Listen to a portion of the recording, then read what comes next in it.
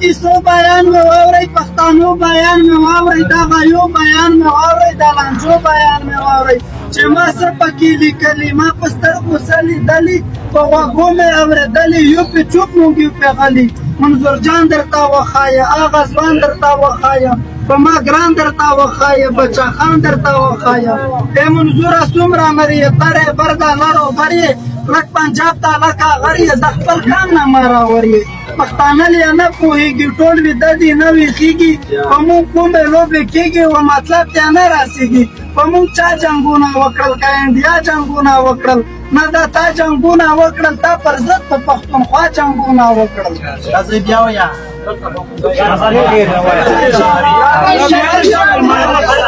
موږ چا جنګونه وکړل که انډیا جنګونه وکړل نه دا تا جنګونه وکړل تا پر ضد په پښتونخوا جنګونه وکړل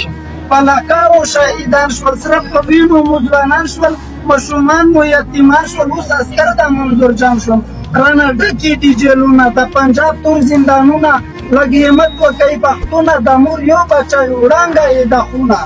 دغه جنګو د ډالرو د پیسې او د کلدرو پښتانو د لرو برو چې ننګ نه کړئ نو بیا مرو اکتوبر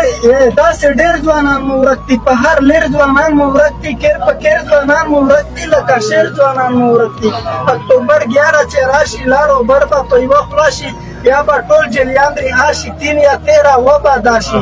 که په دا یې نه منله فیصله یې نه منله که کیسه یې نه منله یا کیوا یې نه منله بیا څه وایئ بغاوت راته پکار دی عدالت راته پکار دی لږ همت راته پکار دی غزنوي غوندې طاقت راته پکار دی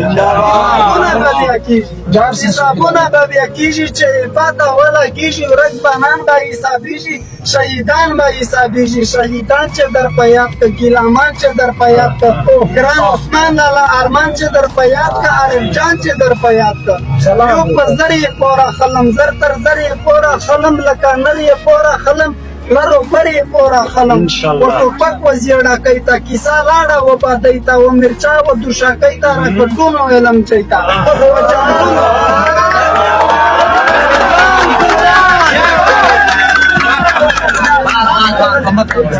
لاړه و بادۍ ته و مرچا و دوشکۍ ته راکټونو علم چۍ ته په جنګونو پوره کېږي په مرګونو پوره کېږي په اټک چې ودانېږي تر کابله به یو کېږي دا وطن د غزنوي دی احمدشاه د ابدالي دی پاکستان ته فکرایي دی دا د حاجي میرزالي دی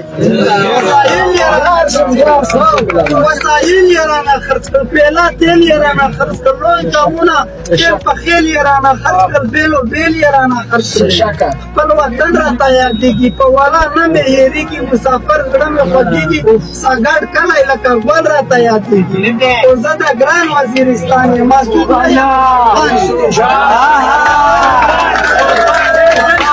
ګران وزیرستان یم مسعود نه یم افغان یې پیروکار د منظور جان یم نه د خوشي بیابان یم اوس کامونه قسوتي که په جوړي دي که مومي که یوسفزي دي که خټکه افریدي دي اسلام الخیر که شیراني دي که مسجد که پیټاني دي که وزیر که دمتاڼي دي پټولا کا یا چکزی دی کا داوړ کا علیزی دی کا عادل کا خروتی دی واتک کی سبزالی دی امدزی دی زدران کی نورزی دی شنواری دی امدزی دی بنگش کی نورزی دی او نیازی دی دلته ډیر کامونه ډیر دی لیوانی دی دغه ټول یو دی کدی دا ټول افغان